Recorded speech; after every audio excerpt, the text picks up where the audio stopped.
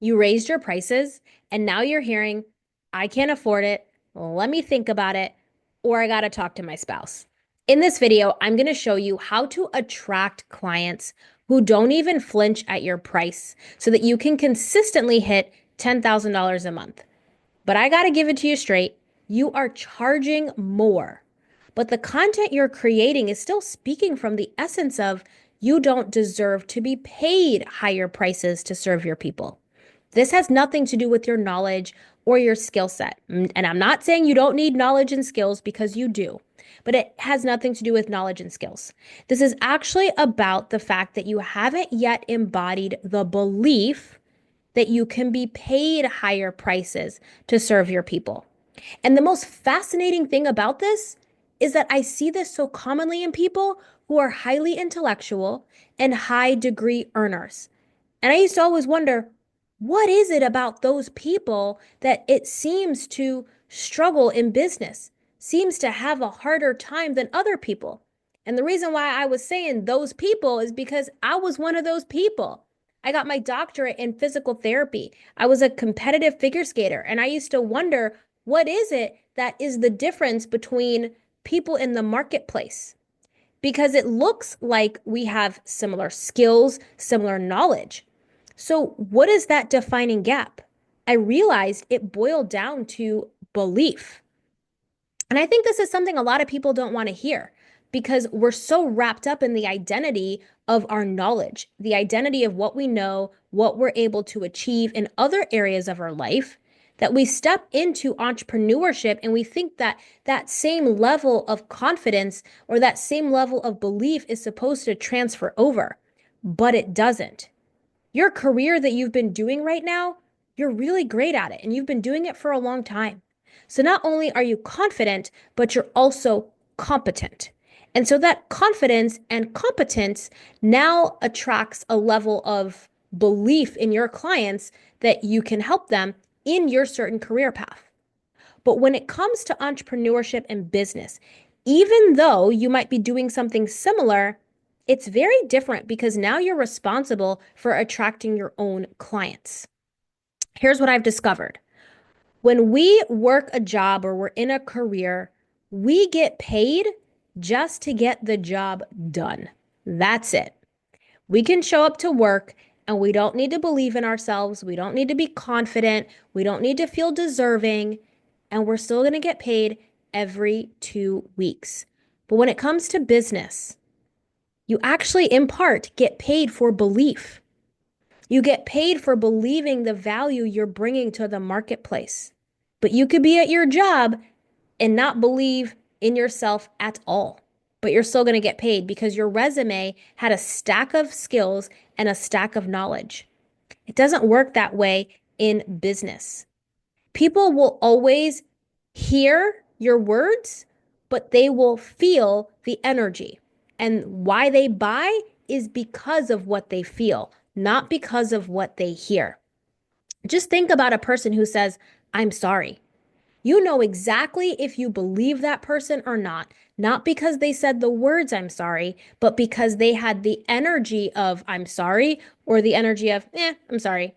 Like there was something behind the words where you knew. Just like when someone says, I love you or please forgive me, you know the energy behind the words speaks to you even when you hear the words and that person is telling you how sorry they are, how much they love you, how much you need to forgive them. It doesn't matter what they say or how much they say it because the tone, that frequency, that is what makes people buy from your content or not. It's not your words. This is why people can have all the same words using ChatGPT and all this AI technology, which is all great, but it doesn't replicate the essence of how you are saying what you're saying online or on video. Someone can actually write the script. AI can write your YouTube script. It can write your reel script. It can write your blog. It can write anything. But there is still an undertone of your energy that is going to come through. I always say every single piece of content actually has a heartbeat. And so, what people are really looking to feel right now is a heartbeat. So, you're getting paid for the belief, you're getting paid for the conviction. This is why you see people who you're like, I know more than you and you and you and you. But what it is that person believes more in their ability to make the money, believe more in their ability to serve, even if they don't know more. And so you got to ask yourself, really dig in and ask yourself, do you truly believe in the value you bring to the marketplace? Because if there's anything about you that feels a little bit off kilter, then that's something we need to look at. So what are the ways that you actually start to enroll clients at higher prices? Well, the first thing you got to do is you actually got to strip yourself of pride. You got to stop making attempts to make yourself look good in front of other people. And you got to stop trying to convince people to think something about you that you don't even think about yourself. You're essentially trying to uphold an image. I've always imagined that there is this mirror here, and it's like you're in the back of the mirror holding up this image, and you're trying to make people believe this image that you're portraying. Meanwhile, it's taking away your energy and you're being pushed down from trying to hold that image up. And that is actually stifling your sales from coming in because you care more about upholding the image. You care more about how you're seen. You care more about looking like you have it all together instead of caring more about, is my client truly getting served through my content? Are they truly getting the result? Is your content allowing your people to feel seen, heard, and understood? Or is your content just to make you look good? Content is not meant for you. Content is meant for your clients to be served by. It's meant to give them a mini breakthrough. But if you're so wrapped up in how you look, if you're so wrapped up in making sure you look a certain way, you're trying to uphold an image, then that's the energy that's leaking through, and people don't want to buy from that.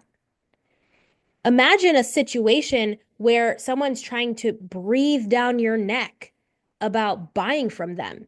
And you're like, I just don't want to buy. You start to push that away. Why? Because they're coming at you. And they're coming at you in a way that's aggressive. They're coming at you in a way where they're trying to force how they see themselves onto you. And you're like, I just don't want to buy. And so what ends up happening is you're doing the same thing without even realizing that you're doing the same thing because there's pride in your heart. You want to make sure you're looking like you are the part. So we got to start stripping ourselves of that. And I'm going to show you how. The second thing you want to do is you want to show up with your message without needing a like, without needing someone to comment, without needing a sale, without needing any kind of validation that you are doing a good job. And I know that sounds so hard because in a world of social media where it's about likes and metrics, those metrics tell a story, sure. We need to look at them. But if we're showing up because we need that like or we need that comment or we need that sale, so that way we feel good about ourselves and you feel like you can be accepted now because someone liked it. If you need that kind of validation, then your whole energy is wrapped up in you instead of your audience, instead of your client. And people aren't going to want to buy from that because you're making them feel a certain kind of way. And that certain kind of way is repelling the sale. It's not pulling in the sale. So you're actually, through your content, when it speaks from this essence of like, I got to be accepted, I got to be liked, I got to be validated, when you're speaking from that level of essence, what's happening is you are repelling your people from even buying. You are deactivating their buying energy inside because people desire to buy, but you're deactivating it by making your content all about you. So we really got to look at where this is being infused in our everyday social media life. When I see this a lot, people end up refreshing their screen. They make a post and they got to refresh because they're waiting for someone to like. Their body is addicted to this dopamine hit. You desire to feel accepted, liked, loved, someone to agree. You're looking for that and your body needs that like hit. And that's really what it feels like. And so that means every time you go online, you're creating the content to get that hit, as opposed to making your client or making your a potential client have a breakthrough from reading what you write or watching what you put on here.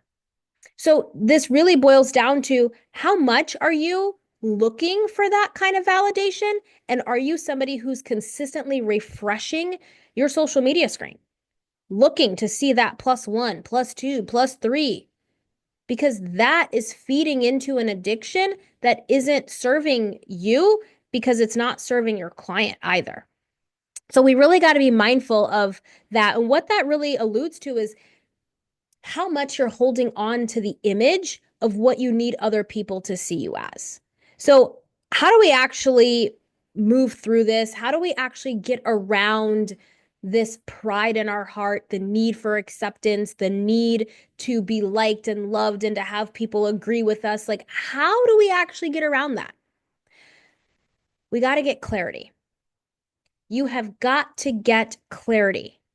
And the only way to get clarity is to actually create your own signature framework. Your signature framework is a process in which you take your clients through to get results.